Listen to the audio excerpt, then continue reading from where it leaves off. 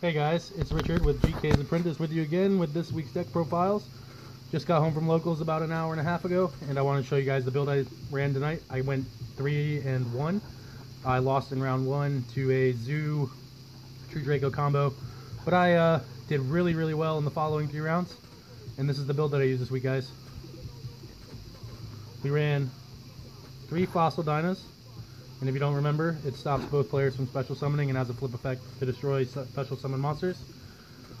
This is 3 Gravekeeper recruiters, and he's for digging into our deck for other Gravekeeper monsters when he goes to the graveyard. Mostly this guy, Gravekeeper's Commandant, which is a terraforming for Necro Valley. Changing it up a little bit with the monster roster this week, we went with 2 Assailant rather than 2 Heretics. And actually, we ran 1 Descendant and no Heretics at all, since we haven't getting a lot of use out of the Heretic, and I'll explain more about that when we get to the side deck. But we did run 2 copies of the Droll and Lockbird. I didn't draw this card a lot, but when I used it, it honestly wasn't that big of a deal. I wish I would have drawn to it earlier in the tournament, but I only drew to it in round 3 one time, and that was the only time I got to use it, in round 3. Starting with spells was Card of Demise, which this was a huge player tonight. I drew to it all night, and it was great, and a lot of times I was able to pick it up off of this guy, Pot of Duality, which in the recovery play situation is a huge plus. We ran 2 copies of Necro Valley tonight, and honestly, I might have needed 3 at some points. We did run 2 Moon Mirror Shields tonight, and this card was incredible against inferoids. I didn't even have to equip it to my Fossil Dino, but rather I ended up equipping this card to my Gravekeeper's Assailant more than once, just because he was the monster I had in hand. We did run 1 Upstart Goblin. This card thins the deck by 1 card. We ran 1 Dark Hole and 1 Regeki. Just learning how to play those cards better all the time. And we did run 1 Royal Tribute, which I drew to a couple times. And at one point against Zoodiac, it did ended up affecting him, only in the fact that it's all he had in his hand, but he ended up drawing into a Ram the next turn, and I did not like it. Starting with traps was Starlight Road, 2 of them, and honestly, I didn't get to use this card at all tonight. I sided it out in rounds 1, 2, and 3, only to get Twin Twistered in games 2 of 1, 2, and 3. So I might never side out Starlight Road again, guys. But this card was a major player tonight. This was lose 1 turn, and it utterly bodied inferoids. Like, it just shut them down, because a lot of them only have effects that activate when they get special summoned, and I ended up almost decking out against inferoids. I had 4 cards left in my deck at the end of game 2. I got 2 copies of Floodgate Trap Hole, and before the tournament started, I did end up playing a Pendulum deck that does help a lot against, but not nearly as much as I would have hoped. And in the tournament they did help, but they're not as potent as I'd like them to be.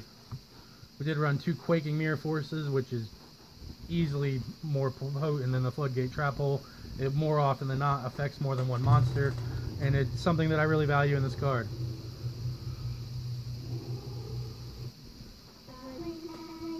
Next, we ran 2 copies of Solemn Strike, and we actually traded the Ash Blossom and Joyous Spring for 2 of these guys up straight up. So, I mean, I know that these are getting reprinted, and Ash Blossom's not scheduled for a reprint yet, but I really wanted to play with these cards tonight. And then to finish the main deck at 40 cards, we have the 1-ofs, Bottomless Trap Hole, Torrential Tribute, and Solemn Warning. Torrential Tribute probably was the MVP of the 1-of traps tonight. I didn't even play Solemn Warning once, I think. Moving into the extra deck. Same old rank 4 toolbox. I don't think there's any changes from last week. We have the Ragna Zero, Tornado Dragon, Crazy Box, the Heartland Draco, Gymnite Pearl, Black Ship of Corn. My favorite one in the deck, probably the Photon Papillon Operative, just because it's fun to say, really. Wind Up Zenmeister, the Gaga Cowboy, the Game Winner. We have the Master Key Beetle. Obviously, we are going to run 2 copies of Stardust Dragon for our Starlight Road, rather. And we have Diamond Direwolf, the 101 Silent Honor Arc, and of course, Castel. And now the side deck, which actually has a lot of changes from last week and really helped out a lot tonight, including this big guy right here, the Full Force Virus. And if you don't know, this tributes a dark monster with 2,000 or more defense and checks my opponent's field and hand for all monsters with less than 1,500 defense or less rather, and destroys them. And for the next 3 turns, they have any cards they draw that have less than 1,500 defense are also sent to the grave. This helped a lot with dinosaurs. He was able to get a petite pteranodon special summon off, but it wasn't anything too crazy because I also had lose 1 turn on the board. So I really enjoyed this card, and this is the reason why I took Heretic out. And this is the reason I took Heretic out of the build, was because it's impossible to get Heretic to 2,000 defense, and I can get the Assailant at 2,000 defense. So that was the reason behind that. We still have 2 Mask of Restricts. Didn't help us too much tonight against the True Draco combo, because when we just put him on, he just went into Zoodiac and really railed us from there. He dried in. This card was a great play tonight. This is My Body as a Shield, and I wish I could have found time to really focus on getting it into the main deck. I really enjoyed this card. It helped protect my Fossil Dyna big time. These are new additions, and these are the deck lockdown. If you don't know what this card does, it stops opponents or players from special summoning from the main deck and adding cards to their hand except by drawing them for 2 of the activator's turns, pretty much. We have 1 Mystical Space Typhoon, 2 copies of Thunder King Ryo, one of my favorite monsters ever, 2 Flying Seas, didn't get to him tonight, and we did get into our Ghost Ogre and Snow Rabbit to stop a couple inferoid effects, so that was pretty cool.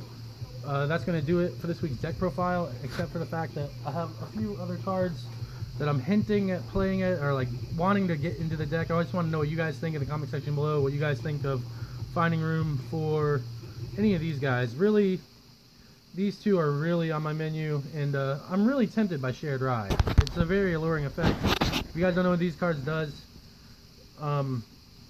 Mistaken Accusation basically acts as a curse seal or forbidden spell for any card that activates an effect, except that it doesn't negate the activation of that card. It just makes that the only card with that card's name that can activate for the entire duel. Antispell Arrows. It is a card that activates at the beginning of the battle phase and prevents the activation of any more spells or traps for the rest of the turn. It's a quick play spell card, and that's really insane to me. Like, it can't, and it also, cards can't be activated in response to anti-magic arrows. So it's a $5 card. I want to see if I can find room for it. And of course, Shared Ride. This lets you draw a card every time your opponent adds a card from their deck to their hand, except and so that's also a quick play spell. So let me know what you guys thought of this week's deck profile in the comments sections below.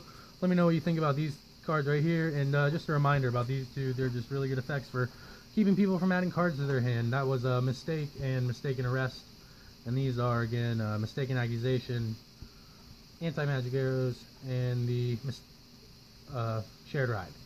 So this is Richard signing off.